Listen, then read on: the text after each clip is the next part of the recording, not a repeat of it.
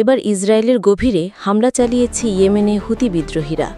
এক বিবৃতিতে তারা জানিয়েছে ৩টি ড্রোন ব্যবহার করে ইসরায়েলের ৩টি গুরুত্বপূর্ণ স্থাপনা লক্ষ্য করে সফল সামরিক অভিযান চালানো হয়েছে। এ সময় অত্র এলাকাসমূহের সাইরেন বেজে ওঠে এবং ইসরায়েলের বাসিন্দারা রাস্তাঘাট ছেড়ে পালাতে থাকে। এক সংক্ষিপ্ত টেলিভিশন ভাষণে গোষ্ঠীটির সামরিক মুখপাত্র জেনারেল ইয়াহিয়া সারিজ জানিয়েছেন, তারা চিওনি শত্রুদের সামরিক অবস্থানে ৩টি ড্রোন নিক্ষেপ করেছে। ইয়াহিয়া সারিজ আরও বলেন, এই ড্রোনগুলো ইসরায়েলের 3টি গুরুত্বপূর্ণ শহর তেল আবিব, আসকেলন ও হাইফাই লক্ষ্য করে নিক্ষেপ করা হয়।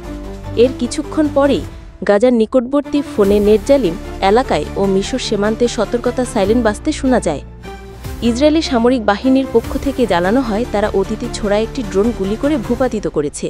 তবে বাকি 2টি ড্রোন সম্পর্কে আইডিএফ এখনও কিছু জানায়নি।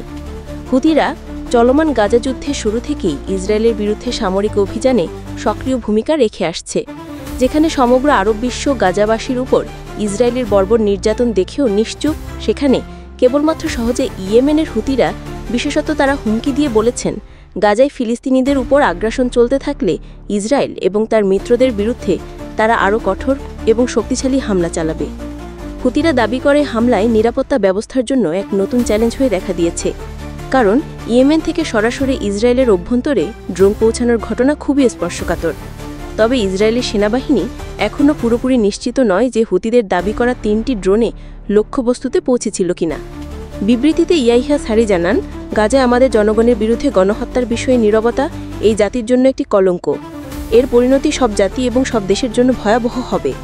উল্লেখ্য যে 2023 সালের অক্টোবরে গাজায় ইসরায়েলের আগ্রাসন শুরুর পর থেকেই ইয়েমেনি বাহিনী ফিলিস্তিনি ভূখণ্ডে ইসরায়েলের বিভিন্ন লক্ষ্যবস্তুতে বহুবার হামলা চালিয়েছে।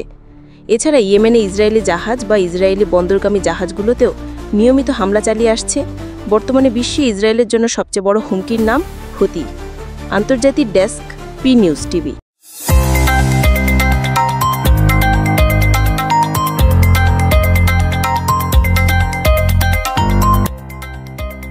সত্যের সন্ধানে নির্ভীক, পি নিউজ টিভি।